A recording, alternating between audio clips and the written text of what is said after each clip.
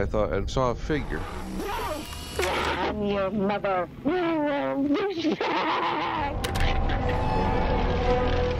A man who was arrested last month in Connecticut for murder says that he will...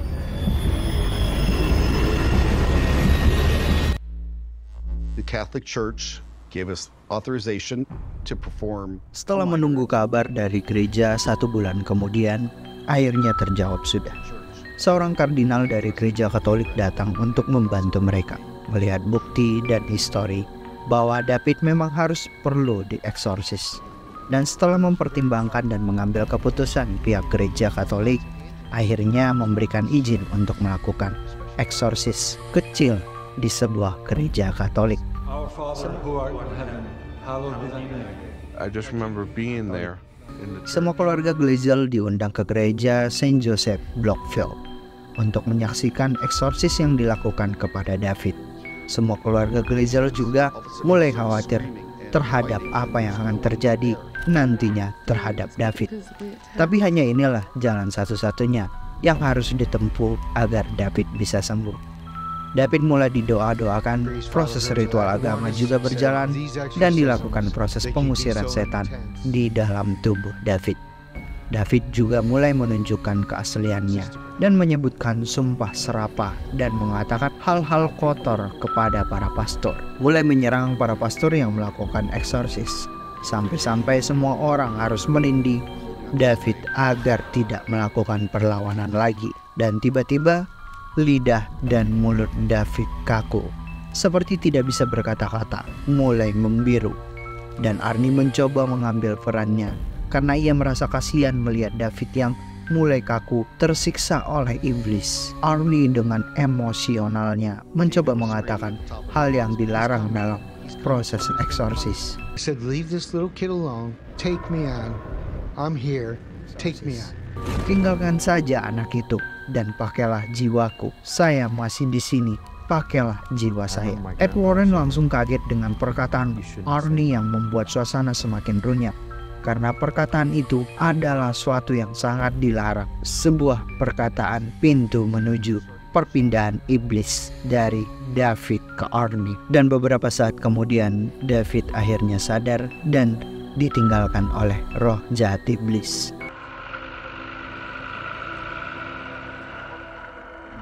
Keluarga Glezel akhirnya kembali seperti dulu.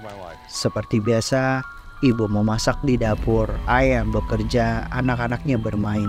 Tetapi ini tidak berlangsung lama, karena masih ada perkataan Arnie yang masih mengganjal, seakan-akan masih melawan iblis. Perkataan yang mengingatkan bahwa iblis itu masih ada di dalam diri Arnie. Setelah serangkaian peristiwa dan kejadian yang datang ke keluarga Glezel, We were working towards that. We couldn't wait. akhirnya Debbie dan Arnie tersampai juga untuk mengontrak di sebuah rumah milik seorang pengusaha muda sekaligus teman Arnie bernama Alan Bono. Arnie dan Debbie ternyata bekerja di peternakan milik Alan Bono, tidak jauh dari rumah yang mereka kontrak. Sementara Debbie bekerja di bagian kesehatannya dan Arnie yang mengurusi peternakan Alan Bono. Semua tampak bahagia melakukan aktivitasnya dan perannya masing-masing.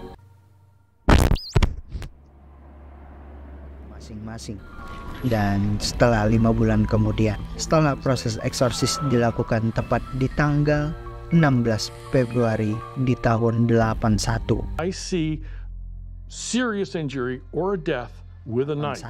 Di pagi hari saat Arnie bangun pagi, sebenarnya ia sudah merasa tidak enak badan. Sepertinya ia akan mengalami demam hari itu. Cuman karena ia harus ke Bridgeport untuk menjemput saudari-saudarinya karena mereka akan berakhir pekan bersama di peternakan Alan Bono. Selain Debbie, saudari-saudarinya, Arnie juga mengundang Alan Bono berakhir pekan bersama-sama di peternakan sambil minum-minum dengan beberapa gelas anggur. Alan Bono kelihatannya sudah mulai mabuk berat. Melihat Alan Bono yang sudah tidak kuat akibat mabuknya, Arnie mencoba menjauhi saudari-saudarinya dari Alan Bono. Karena Alan Bono sudah tidak terkontrol, Arnie membawa Alan Bono menuruni tangga, meninggalkan peternakan. Dan di tangga tersebut Arnie sudah tidak mengingat apa-apa lagi, tidak mengingat apa yang sedang terjadi dengan Alan Bono. And I remember the phone rang. Alan Bono. Sementara di rumah kediaman Glazel, tiba-tiba telepon berdering dan ternyata Debbie yang menelpon dan melaporkan bahwa Alan Bono sudah tewas di peternakan. Ibu, ayah, dan kakak David langsung menuju ke peternakan. Sebenarnya di dalam pengakuan David, saat ia menerima telepon dari Debbie dan mengetahui bahwa Arnie membunuh Alan Bono, ia langsung mengatakan bahwa Arnie telah kerasukan, sudah membunuh Alan Bono dengan kendali iblis. Dan sebentar lagi Arnie akan datang ke rumah mereka dan mengejar David. Ingatan dan naluri yang di dalam jiwa David tersebut masih ada, membuat ia was-was karena Arnie sedang menuju ke rumah mereka. Ibu dan ayah mereka yang sudah ke peternakan untuk melihat tewasnya Alan Bono, hanya David dan Carl yang tinggal di rumah tersebut. Akhirnya David bersembunyi di kamar bersama kakaknya Carl. Saat kepolisian datang ke peternakan, Arnie sudah kabur dari belakang peternakan membawa sebuah pisau menuju ke rumah Glazel. Arnie akhirnya dikejar oleh kepolisian setempat untuk mengamankan Arnie dan akhirnya Arnie bisa dilumpuhkan dan diborgol. Dan saat Arnie sadar, ia sudah tidak tahu sedang di mana dan kenapa ia diborgol oleh kepolisian. Kenapa banyak polisi? Padahal Arnie hanya ingat mereka masih berpesta minum-minuman dengan Alan Bono. Setelah polisi menceritakan ke Arnie bahwa ia telah membunuh temannya sendiri di peternakan bernama Alan Bono.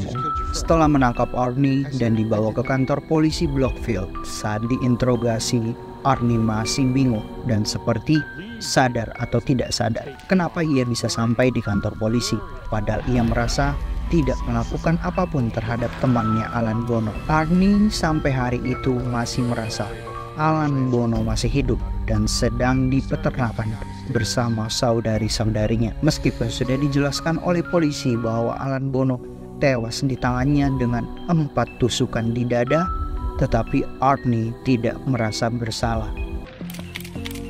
His lover, Deborah Glatzel, who was there when it happened, and who's 11 Tanpa menunjukkan ekspresi wajah sedih sekalipun di hadap kepolisian, yang namanya kasus pembunuhan tetap akan ada yang menjadi tersangka dan harus dibuktikan secara realistis. Karena semua pembunuhan dengan alasan pembelaan yang dilakukan atas dasar iblis atau setan belum bisa diterima oleh pengadilan Amerika. Meskipun sang terdakwa mengacu bahwa ia tidak melakukan pembunuhan, melainkan ini semua adalah skenario dari sang iblis yang dulu pernah ditantang oleh Arnie, tetap proses pengadilan harus berjalan. Hal ini dan kesaksian para saksi semua diutarakan dalam persidangan. Pengacara mereka di dalam persidangan membuat pengadilan yang memutuskan secara nyata tidak bisa membuat keputusan dengan alasan bahwa pembunuh melakukannya atas dasar kendali oleh iblis. Debbie juga sebagai saksi di pengadilan tersebut mengatakan bahwa ia tidak melihat pembunuhan yang dilakukan oleh Arnie pacarnya. Ia hanya melihat Arnie dan Alan Bono cekcok biasa dan saling mendorong di tangga peternakan. In Connecticut will try to prove his client is not guilty of murder because the 19-year-old in Danbury, Connecticut. The crux of this case is a claim of demonic possession. Kasus ini mulai diendus media-media Amerika karena sebuah pembelaan seorang pengacara yang menghebohkan mengatakan bahwa kliennya tidak bersalah karena melakukan pembunuhan terhadap Alan Bono adalah murni karena ulah iblis yang mengambil jiwa Arnie. Semua bukti-bukti seperti video saat David kerasukan sampai saat David dieksorsis di gereja dijadikan sebagai alat bukti dan tentu diperkuat dengan data-data yang dimiliki oleh Art Warren bahwa ia memiliki data dan histori bahwa semua kejadian ini berawal dari adik Debbie yang pernah kerasukan iblis dan Arnie yang melakukan perlawanan kepada iblis saat itu hanya untuk niat menyelamatkan David Glazel dari siksaan iblis tersebut yang berujung tanpa ia sadari bahwa jiwa sang iblis selamanya bersemayam di dalam tubuh Arnie yang berujung melakukan pembunuhan terhadap Alan Bono, teman sendiri, tanpa ia sadari sedikit pun. Semua bukti dan rekaman David yang kerasukan setan banyak diputar di stasiun radio agar masyarakat tahu bahwa kasus ini murni dilakukan oleh pengaruh iblis. Cuman yang namanya pembunuhan tetap akan ada yang menjadi terdakwa, dan terdakwa itu adalah Arnie St. Johnson.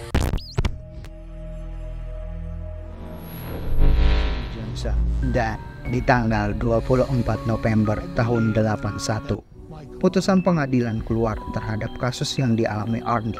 Arnie dijatuhi hukuman 10 hingga 20 tahun penjara dengan penjagaan maksimum di dalam penjara. Putusan hakim dengan memvonis Arnie dengan berat membuat Debbie tidak bisa menerima kenyataan yang harus ia jalani tanpa sang kekasih. Dan semua keluarga Glezel juga bersedih karena yang mereka tahu bahwa Arnie tidak mungkin melakukan hal pembunuhan yang sama sekali Arnie tidak pernah terlibat dalam bentuk kejahatan apapun. Tetapi meskipun Arnie harus dipenjara dalam waktu yang cukup lama, Debbie tetap setia kepada Arnie.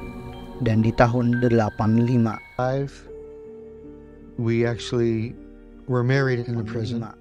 Arnie dan Debbie melangsungkan pernikahan mereka di penjara.